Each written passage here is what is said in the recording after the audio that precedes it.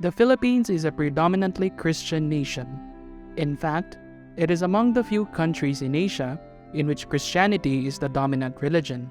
Alongside East Timor and Georgia, the Philippines have cultural practices based on religious traditions. Thanks to their former Spanish overlords, Filipinos embraced Roman Catholicism and its traditions. Among these traditions is the Holy Week celebration. Holy Week, or Semana Santa, is a solemn celebration that lasts from Palm Sunday to Easter Sunday.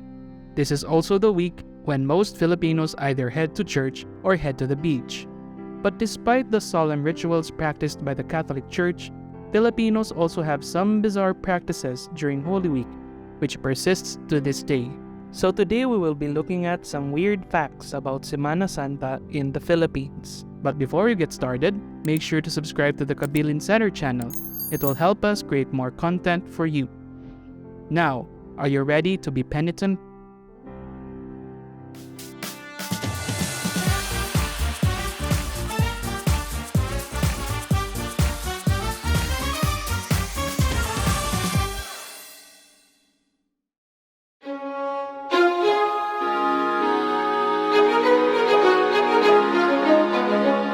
In Christian tradition, Palm Sunday is considered as the final Sunday of Lent and the start of Holy Week. It was also the day wherein Christians remember the arrival of Jesus Christ into Jerusalem in a manner befitting of a king. According to the story, the followers of Jesus waved palm leaves and casted them down while Christ himself rode on a donkey as he paraded through the gates of Jerusalem. In the Philippines, Filipinos attend Mass and would have their woven palm leaves or palaspas blessed by the priest. The palaspas were also waved upon the priest's entry into the church as a customary practice that reenacted Jesus' entry to Jerusalem. After being blessed, the palaspas were then placed on altars, doorways, and windows at home. The church teaches this as a sign of welcoming Christ into the home, but folk belief holds that the palaspas also serve as a talisman to ward off evil spirits. Another folk practice is feeding the blessed palaspas to roosters, used for cockfighting or sabong. Although these folk practices are strongly discouraged by the Catholic Church, some Filipinos continue to use the palaspas in a folk manner to this day.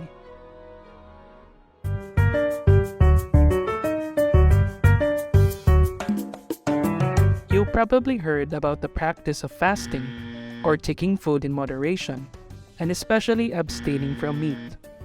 As part of remembering the suffering of Christ, the Catholic Church observes fasting on Ash Wednesday and Good Friday, or the Church also encourages the faithful from abstaining from meat during Holy Week, which is quite challenging for a seasoned foodie. I mean, just look at that burger. Yum! But this practice is common not only to Christians, but to other faiths as well. Muslims, on one hand, practiced abstinence from pork, known as halal. But most Filipinos practiced abstinence normally on Fridays during Lent, since Christ died on a Friday.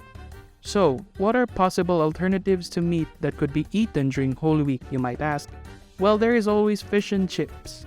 And of course, the ever-famous binignit and biko, which could also soothe the cravings of the Filipino.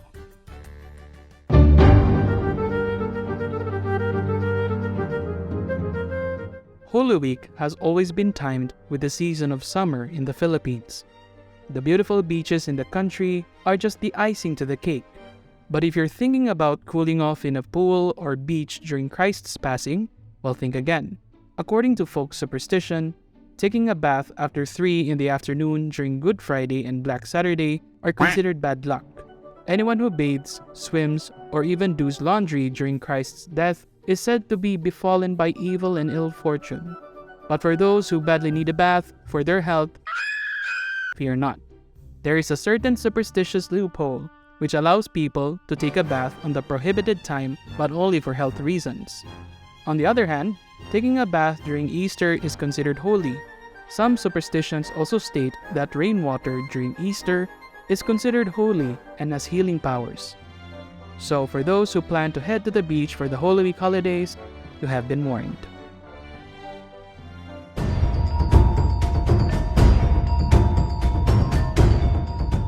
As mentioned, Filipinos normally enjoy a dip in the pool or on the beach, but there are some superstitious beliefs that could make Filipinos think twice before going out on a vacation at the time when the Lord has died. It is said that accidents could befall on a person if he or she would travel on the afternoon of Good Friday. Another superstition suggests that any injuries and wounds sustained during this period are believed to heal very slow. All of these are due to a folk belief that evil spirits and supernatural entities would gain strength because Christ has died. Aswangs, local mythical human-eating creatures, are said to be at their strongest on Good Friday and Black Saturday. Other mythical monsters are also said to be at the peak of their powers during the period of Christ's death. However, albularios, or witch doctors, and faith healers are also said to be at their most powerful at this time too. Folk amulets, like the anting-antings, are also said to work best on the days leading to Easter. Because of these strange and bizarre superstitions, children are generally advised not to play outdoors during Good Friday and Black Saturday. But hey, at least in the modern world, these curses couldn't deter beachgoers on having a fun long weekend. Or could they?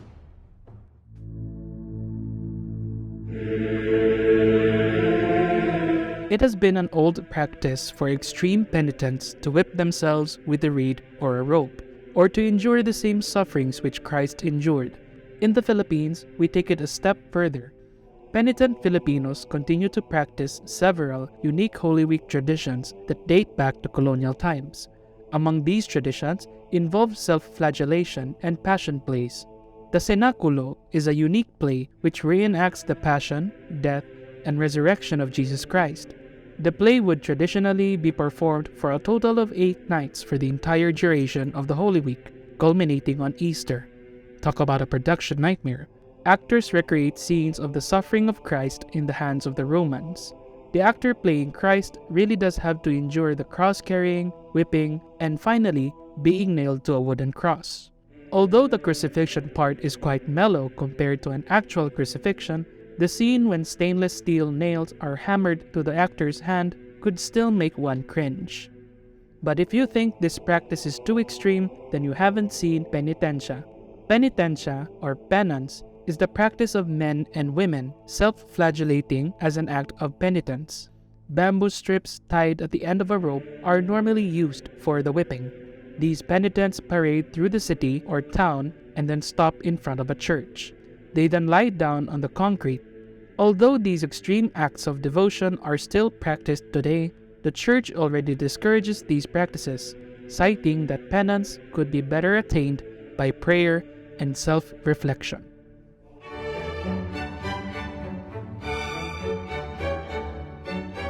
There is a unique Easter tradition in the island of Cebu. In the towns of Minglanilla and Bantayan, a tradition wherein the image of the risen Christ meets with his mother Mary, known as Sugat, is practiced. What makes the play different from Cenaculo is that the Sugat highlights the resurrection of Christ and his triumph over death. This century-old tradition dates back to the late 19th century, when the Spaniards introduced this practice every Easter. Locals would then slaughter carabaos equivalent to the number of children who played the role of the angels in the play. Thankfully, the carabao slaughtering was already faded into obscurity and is no longer practiced.